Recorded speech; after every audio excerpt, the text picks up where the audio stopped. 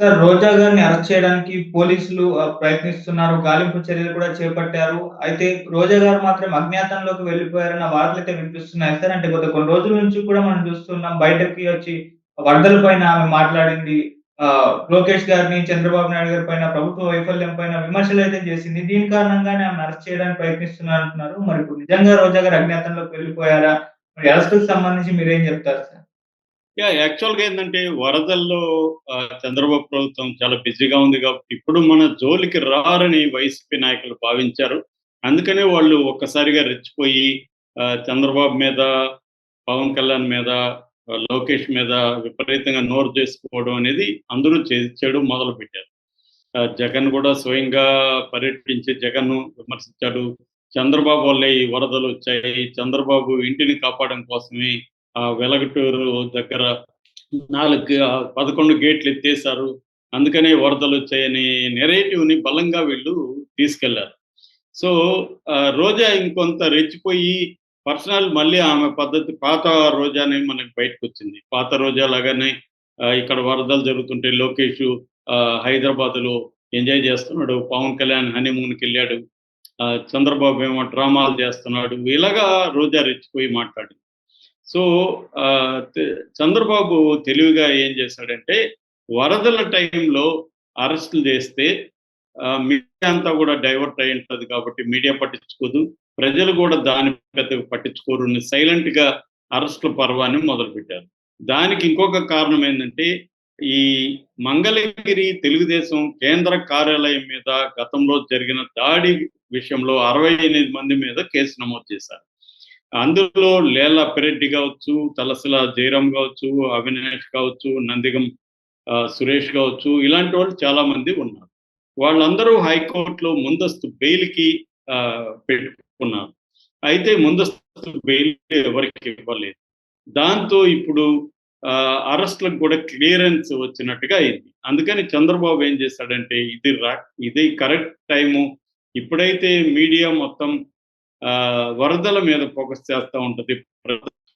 చంద్రబాబు అందుకనే మీడియా అంతా వరదల మీద ఫోకస్ ఉంటది. ప్రజలంతా కూడా వరదల విషయంలో ఆహ్, వాళ్ళు టెన్షన్‌లు పడడం గాని, ఆ విజువల్స్ చూస్తుంటారు కాబట్టి, ఇది రైట్ టైమ్ అని చెప్పి చంద్రబాబు ఏం చేస్తాడంటే సైలెంట్‌గా గ్రీన్ సిగ్నల్ ఇచ్చాడు పోలీసులకి. దాంతో పోలీసులు ఏం చేశారంటే నందిగం సురేష్ పారిపోయి హైదరాబాద్‌లో దాక్కుంటే ఆయన్ని పట్టుకొచ్చారు. అట్లాగే లేళ్లప్పిరెడ్డి బెంగుళూరు పారిపోయి బెంగుళూరులో ఉంటే ఆయన్ని పట్టుకొచ్చారు. ఇద్దరిని కూడా జైలుకి పంపించారు. ఇప్పుడు రోజాని అరెస్ట్ చేయాలని ప్లాన్ చేస్తున్నారు. ఎందుకంటే రోజా చాలా దారుణంగా మాట్లాడింది. నిజానికి వరదల కంట్రోల్‌లో లోకేష్ బిజీగా అక్కడే ఉన్నాడు. ఆయన ఎక్కడేమో హైదరాబాద్‌లో ఇంకో చోట జల్సాలు ఏం చేయట్లేదు. ఇక చంద్రబాబు కూడా 75 ఏళ్ల వయసులో కూడా ఆయన అనేక రిస్కులు తీసుకొని ఆయనకు ఒకవేళ పబ్లిసిటీ పిచ్చి ఉంటే ఉంటది. అది తప్పేం గాదు.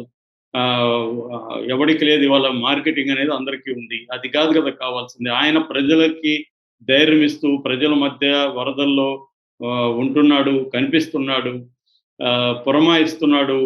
తన సరిగ్గా పని చేయట్లేదని కోపగించుకుంటున్నాడు అధికారుల మీద, మంత్రుల మీద. ఇంకా అంతకంటే ఏ ముఖ్యమంత్రి కూడా చేస్తాడు. సో, అలాంటి దాన్ని కూడా వీళ్ళు విమర్శించి ఇది చంద్రబాబు వల్లే ఈ వరదలొచ్చాయని. ఎందుకంటే ఇది ఇక్కడ మరి రేవంత్ రెడ్డి వల్ల వరదలొచ్చాయా? ఇక్కడెందుకొచ్చాయి ఖమ్మంలో? కాబట్టి ఇదేందంటే తప్పులు జరగొచ్చు. ఒకవేళ ఆ గేట్లు ఎత్తేయడం అనేది తప్పైతే తప్పని మాట్లాడొచ్చు. గేట్లు ఎత్తకుండా ఉంటే బాగుండు అని కొంతమంది ఇంజినీర్లు కూడా మాట్లాడుతున్నారు. అది మాట్లాడొచ్చు. ఈ రెండోదేంటంటే ఈ వరదలకి మ్యాన్ మేడ్ వరదలనేది జగన్ కరెక్ట్. No doubt. కానీ ఏ మ్యాన్ మేడ్? చంద్రబాబు మ్యాన్ మేడా? మరి జగన్ మ్యాన్ మేడా? అందరూ కారణమే దీనికి. ఎందుకంటే ఈ కొల్లేరుని ఆక్యుపై చేసుకొని 15,000 ఎకరాలలో ఇప్పుడు రొయ్యల చెరువులు అవన్నీ ఉండడం అనేది అన్ని ప్రభుత్వాల్లో ఉండేవాళ్ళు చేశారు. అట్లాగే ఈ బుడమేరు కోర్సులని కూడా ఆక్యుపై చేసుకొని కాలనీలేయడం కూడా అన్ని ప్రభుత్వాలు చేశాయి. మరి 5 ఏళ్ళు ఉన్నారు గదా!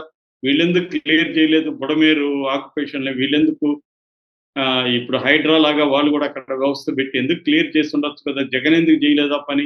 కాబట్టి ప్రతి ఒక్కడు ఇక్కడ బాధ్యత వహించాలి గానీ చంద్రబాబును ఫోకస్ చేసి బిలో ద బెల్ట్ విమర్శలనేవి రోజా చేయడం మొదలుపెట్టింది. దాంతో రోజాను కూడా అరెస్ట్ చేద్దాం అన్న ఆలోచనలో ఇప్పుడు ఉన్నారని తెలిసింది. ఈ విషయం లీక్ అయింది రోజాకి. ఎందుకంటే వాళ్ళకి సంబంధించి అధికారులు కూడా ఉంటారు కాబట్టి లీక్ అయ్యి రోజా అజ్ఞాతంలోకి వెళ్ళిందని చెప్తున్నారు.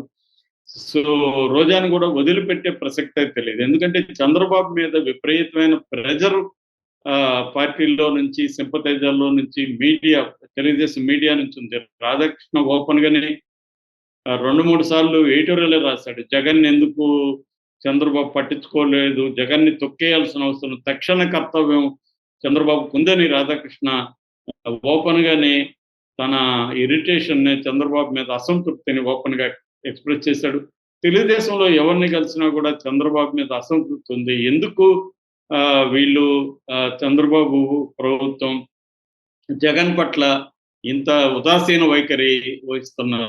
కానీ చంద్రబాబు ఏందంటే టైమింగ్ ఇంపార్టెంట్. ఎప్పుడు ఏ పని చేయాలో అప్పుడు చేయాలి అనేది చంద్రబాబుకున్న దురదృష్టి. అందుకని వరదల టైంని ఎంచుకొని చంద్రబాబు అరెస్ట్‌లు మొదలుపెట్టినట్టుంది. పైగా కోర్టులు కూడా ముందస్తు బెయిల్ ఇవ్వలేదు. మామూలుగా గతంలో అయితే ఇలాంటి సందర్భాల్లో తెలుగుదేశం వాళ్ళకి చాలా మందికి ముందస్తు బెయిల్ ఇచ్చింది. కానీ ఇక్కడైతే ఇవ్వలేదు వీళ్ళకి. సో ఇప్పుడు వీళ్ళందరూ జైల్లో ఉండాల్సిన పరిస్థితి ఏర్పడింది. సో ఇక్కడ బెయిల్ రాకపోతే వీళ్ళు మళ్ళీ సుప్రీం కోర్ట్‌కెళ్ళాలి. సుప్రీం కోర్ట్ కూడా ఇట్లాంటి కేసుల్లో ఏం చేస్తుందంటే కింది కోర్టు ఇచ్చిన తీర్పులకే మాక్సిమం కట్టుబడి ఉంటది. రెండోది ఇది లేట్ అవుతుంది. సో ఇది ఈ ఫైట్ అంతా గతంలో తెలుగుదేశం చేశారు. గతంలో వైసీపీ ప్రభుత్వం ఉన్నప్పుడు కూడా తెలుగుదేశం నాయకుల్ని వెంటాడి వేధించింది జగన్ ప్రభుత్వం. కేసులు పెట్టారు. కావాలని ఫ్రైడే అర్ధరాత్రులు అరెస్ట్ చేయడం. ఎందుకంటే సాటర్‌డే, సండే కోర్ట్ ఉండదు కాబట్టి ఇవన్నీ చేశారు. కాకపోతే చంద్రబాబు వేరు, జగన్ వేరు. జగన్‌కి చంద్రబాబుకుండే సపోర్ట్ సిస్టమ్స్ లేదు. వ్యవస్థల మీద పట్టు లేదు. న్యాయ వ్యవస్థని తను న్యాయ వ్యవస్థలో ఉన్న వివిధ విషయాల్ని తనకు అనుకూలంగా ఎలా మలుచుకోవాలో జగన్‌కి తెలీదు. చంద్రబాబుకు ఆ విషయాల్లో ఎక్స్‌పర్టైజ్ ఉంది. తనకి బ్రహ్మాండమైన లీగల్ టీము కింది స్థాయి నుంచి ఢిల్లీ స్థాయి వరకు చంద్రబాబుకి నమ్మకంగా పనిచేసే ఒక బ్రహ్మాండమైన లీగల్ టీమ్ ఉంది. వాళ్ళు కోర్టు లోపల, కోర్టు బయట ఎలా డీల్ చేయాలో చంద్రబాబు సలహాలు ఇవ్వగలరు. చంద్రబాబుకు కూడా అనుభవం ఉంది కాబట్టి చంద్రబాబు కూడా వాళ్ళకి సలహాలు ఇవ్వగలరు. ఇటువంటి నెట్‌వర్క్ జగన్‌కి లేదు. కాబట్టి ఖచ్చితంగా చంద్రబాబుని జగన్ ఎంత వేధించాడో, చంద్రబాబు కావచ్చు, పార్టీ నాయకులు కావచ్చు, ఇప్పుడు చంద్రబాబు ప్రభుత్వం జగన్‌కి సంబంధించిన నాయకుల్ని అంతకంటే రెట్టింపు అయితే వేధిస్తారు. మళ్ళీ జగన్ వస్తే మళ్ళీ వేధిస్తారు. ఇదొక విసియస్ సర్కిల్. ఏ పార్టీ అధికారంలో ఉన్నా ప్రతిపక్షాలను వేధించడం అనేది గతంలో కేసీఆర్ అధికారంలో ఉన్నప్పుడు రేవంత్ రెడ్డిని జైల్లో పెట్టించాడు. అనేక మంది ప్రతిపక్ష నాయకుల్ని జైల్లో పెట్టించారు. చివరికి తాను ఎంత ఇంపార్టెంటో తెలంగాణ రావడానికి అంతే ఇంపార్టెంట్ అయిన కోదండరామిరెడ్డిని నానా హింసలు పెట్టించారు. మందా కృష్ణమాదిని జైల్లో పెట్టించారు. చాలా మంది ప్రజాస్వామిక నాయకుల్ని కావచ్చు, కార్యకర్తల్ని కావచ్చు జైల్లో పెట్టించారు. జర్నలిస్టులు అనేక మందిని కేసీఆర్ ప్రభుత్వం జైల్లో పెట్టించారు. జమ్మూ కాశ్మీర్ తర్వాత జర్నలిస్టుల మీద దాడులలో తెలంగాణని సెకండ్ ప్లేస్‌లో ఉంది ఇండియాలో. అంటే ఈ స్థాయిలో ఇప్పుడు రేవంత్ రెడ్డి మళ్ళీ ఏమన్నా ఈయన డెమోక్రటిక్ ఉన్నాడా? ఈయన కూడా లేడు. నిన్న కూడా బీఆర్ఎస్ డిజిటల్ మీడియా ఇన్ఛార్జ్ ఆయన దిలీప్ కొనతల ఆయన తీసుకెళ్ళి జైల్లో పెట్టారు. సో ఏ ప్రభుత్వం వచ్చినా ప్రత్యర్థులను వేధించడం, తన దగ్గర ఉన్న ఇన్వెస్టిగేటివ్ ఏజెన్సీల ద్వారా వాళ్ళ మీద కేసులు పెట్టడం, ఇవన్నీ ప్రతి పార్టీ చేస్తుంది. మోడీ ఎలా చేస్తున్నాడో